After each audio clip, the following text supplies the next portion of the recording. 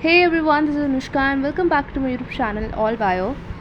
आज का वीडियो कुछ यूनिक होने वाला है क्योंकि आज हम मॉलिक्यूलर बायोलॉजी के एक वेरी इंपॉर्टेंट टॉपिक जिसका नाम है सेंट्रल डोग्मा ऑफ लाइफ उसको समझने वाले हैं। बेसिकली सेंट्रल डोग्मा डिस्क्राइब करता है कि जेनेटिक इंफॉर्मेशन का फ्लो कैसे होगा from RNA to DNA and from DNA to finally protein. तो सिंपल वर्ड्स में डीएनए से आरएनए, आरएनए से प्रोटीन, इनके अंदर किस तरीके से जेनेटिक मटेरियल जो है वो हमारा फ्लो करता है उसके बारे में पढ़ेंगे। और ये जो पूरी प्रोसेस है कि इसको हम लोग जीन एक्सप्रेशन कहते हैं। इसमें जो जेनेटिक इंफॉर्मेशन है वो एक्सप्रेस हो रही है। नाउ टॉकिंग अबाउट डीएनए, है ना। तो डीएनए क्या है? सबसे पहले हमारा जो डीएनए है वो जेनेटिक मटेरियल होता है जो हमारे सारी हेरिडिटरी इंफॉर्मेशन है उसको स्टोर करके रखता है। बेसिकली स्टोरेज का काम है ये डबल हेलिक्स स्ट्रक्चर में होता है और ये काफ़ी ज़्यादा स्टेबल मॉलिक्यूल है। Chemically and structurally DNA is more stable than RNA. So इसीलिए लॉन्ग टर्म इंफॉर्मेशन को के स्टोरेज के लिए ये बहुत यूज़फुल है। एंड डीएनए का मेन रोल है टेम्पलेट प्रोवाइड करना, मतलब आगे जो भी प्रोसेसेस होंगे वो इसी के बेसिस पे होंगे। मतलब जो ट्रांसक्रिप्शन होगा, जो ट्रांसलेशन होगा वो डीएनए के बेसिस पे ही होगा। एंड यूकेरियोटिक सेल में डीएनए मेनली न्यूक्लियस के अंदर में प्रेजेंट होता है। Now let's talk about transcription first.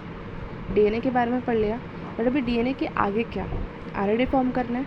तो एक प्रोसेस है जिसका नाम है ट्रांसक्रिप्शन, है ना। ट्रांसक्रिप्शन के अंदर डीएनए के टेम्पलेट से हम आरएनए को सिंथेसिस करते हैं और इस प्रोसेस को एक एंजाइम कैरी आउट करता है जिसका नाम है आरएनए पॉलीमरेज। ये जो पूरी प्रोसेस है वो न्यूक्लियस के अंदर में होती है, यूकेरियोट्स के अंदर। और जो आरएनए इनिशियली बनता है वो एमआरएनए होता है जो डीएनए की सारी इंफॉर्मेशन को कैरी करेगा। अब इम्पॉर्टेंट बात एक यहाँ पे नोटिस करने वाली है कि आरएनए हमेशा 5 प्राइम टू 3 प्राइम डायरेक्शन में ही सिंथेसिस होता है। Now talking about translation. अभी डीएनए से आरएनए फॉर्म हुआ, बट अभी आरएनए से प्रोटीन को भी फॉर्म करना है। तो एक इम्पॉर्टेंट प्रोसेस यहाँ पे आती है ट्रांसलेशन। ट्रांसलेशन में एमआरएनए के सीक्वेंसेस को हम यूज़ करके प्रोटीन सिंथेसिस करते हैं। अब प्रोटीन्स के अंदर में होते क्या है, अमाइनो एसिड्स। तो स्पेसिफिक अमाइनो एसिड्स के लिए स्पेसिफिक एमआरएनए होता है ना। ये प्रोसेस साइटोप्लाज्म में जो राइबोसोम्स होते हैं उनके साथ में वहाँ पर होती है। और यहाँ पे 3 मेजर कंपोनेंट्स इन्वॉल्व होते हैं। सबसे पहले एमआरएनए जो मैसेज को कैरी करेगा, टीआरएनए जो अमाइनो एसिड्स लेकर आता है, और आरआरएनए जो राइबोसोम्स का पार्ट होता है। अब याद रखो एमआरएनए के जो कोडॉन्स है, codons nothing but triplet nucleotide sequences होते हैं। और ये जो है स्पेसिफिक अमाइनो एसिड्स को कोड करते हैं। एंड यही जो स्पेसिफिक अमाइनो एसिड्स है वो जुड़कर प्रोटीन फॉर्म करेंगे।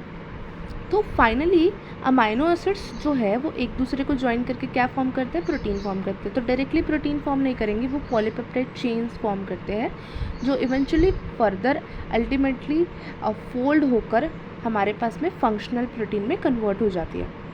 ठीक है, तो इतना चीज़ें तो समझ में आई होगी कि सबसे पहले एमआरएनए ने क्या किया, मैसेज कैरी किया, उसे किसको दिया, टीआरएनए को दिया।